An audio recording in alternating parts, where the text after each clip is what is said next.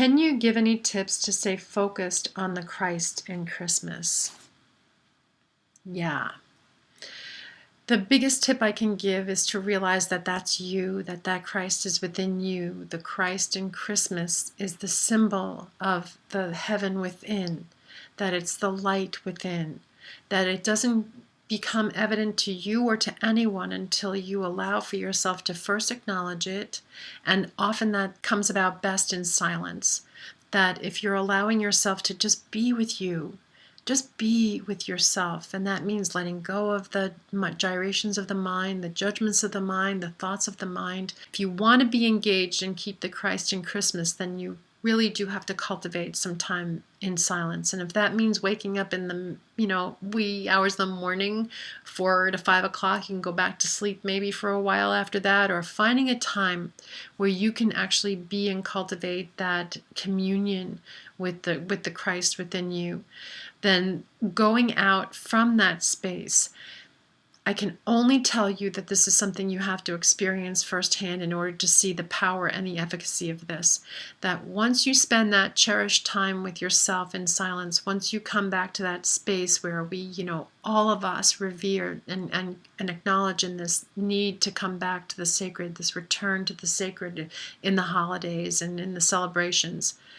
If you come deliberately to this space of the sacred every day, then you're going to see that when you move outside, that staying focused on the Christ in Christmas, and not only just at Christmas, but all times during the year, is going to be so much easier.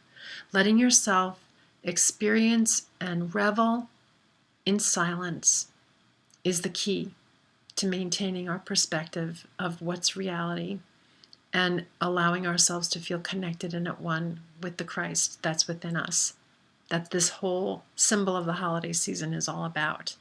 This is the time we celebrate our capacity to give selflessly and completely of ourselves as who we truly are. This is a beautiful passage and important for us to acknowledge and to commune with on this in this holiday time.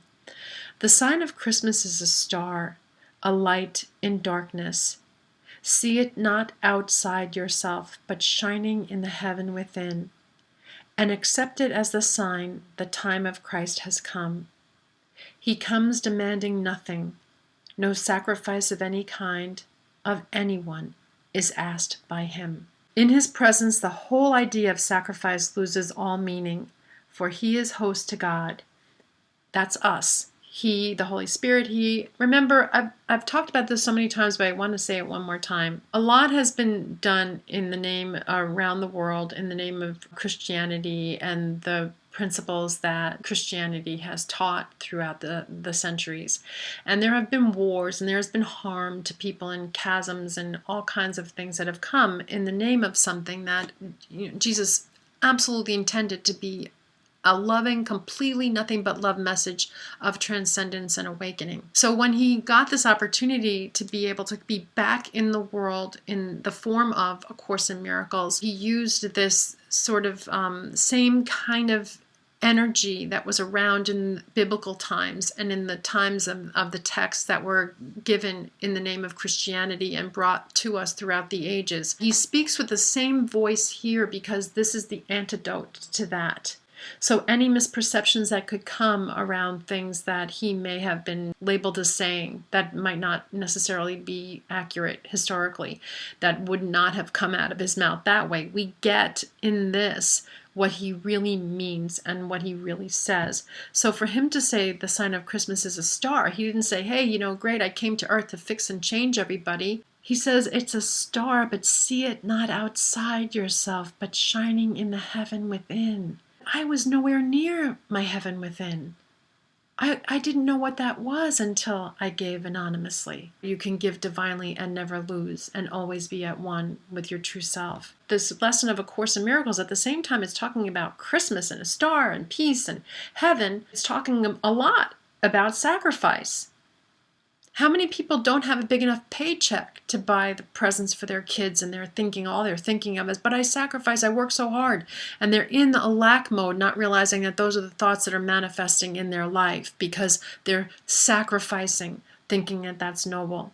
Here's the antidote for the idea that comes up multiple times in the traditions that are taught in the Christian faith, that we sacrifice is noble and judgment is of God, none of which is real, and all of which is spoken about clearly in A Course in Miracles as the opposite of what you would believe it to be if you were only in the biblical version of things.